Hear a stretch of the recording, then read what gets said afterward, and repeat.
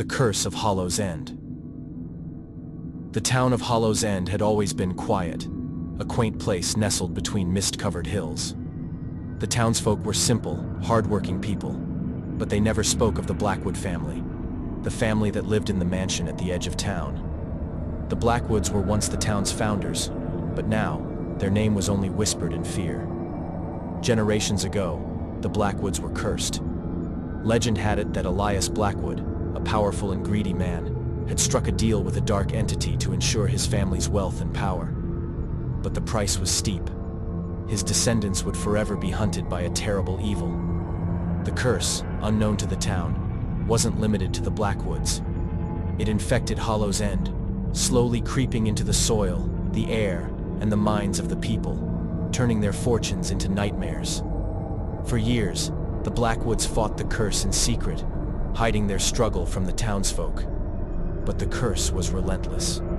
Every few years, one of them would go mad, disappearing into the dark woods, never to return. The mansion became a fortress, locked away from prying eyes, as the family struggled to contain the horror that plagued them. It wasn't until Isabel Blackwood, the last of the Blackwood line, returned to Hollow's End that the true nightmare began. Isabel had spent years away, trying to escape her family's cursed legacy.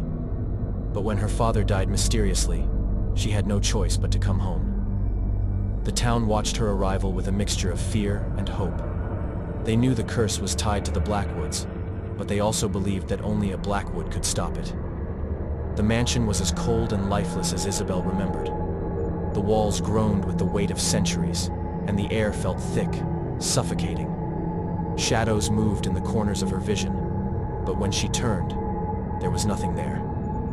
Her footsteps echoed through the halls as she searched the house, looking for answers, for some clue her father might have left behind. She found his journal tucked away in his study, the pages filled with frantic scribbles. He had been researching the curse, desperate to find a way to end it. The final entry chilled her to the bone. It's not just the family. The town is infected. The curse feeds on them too. It's too late for me. But Isabel, she must end this. She's the last. The house holds the key. The house knows. That night, the house came alive. Isabel was awakened by the sound of something scraping against her bedroom door. Her heart raced as she reached for the lamp beside her, but the light flickered and died. The scraping grew louder, more frantic, like claws dragging down the wood. She took a deep breath and opened the door, her hands trembling. The hallway was dark, the air thick with the smell of damp earth and decay. In the dim moonlight filtering through the windows, she saw it. A figure, hunched and twisted, its skin pale and stretched tight over bones.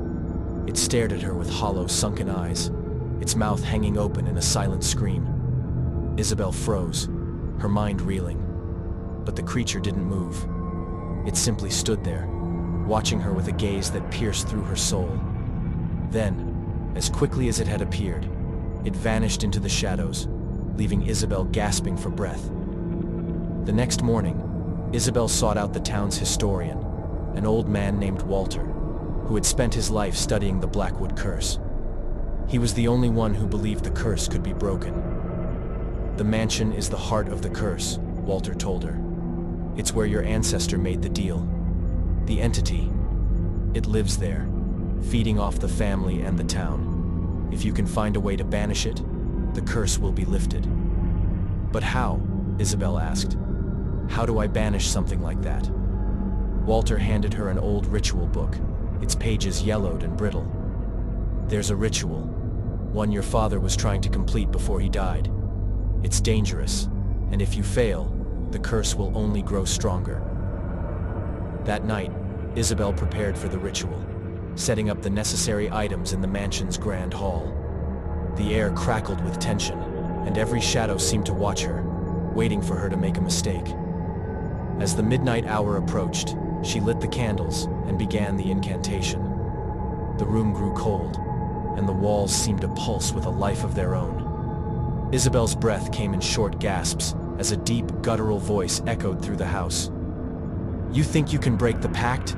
The voice snarled, low and menacing. You are nothing, just as your father was. Suddenly the candles flickered, and the floor beneath her began to tremble.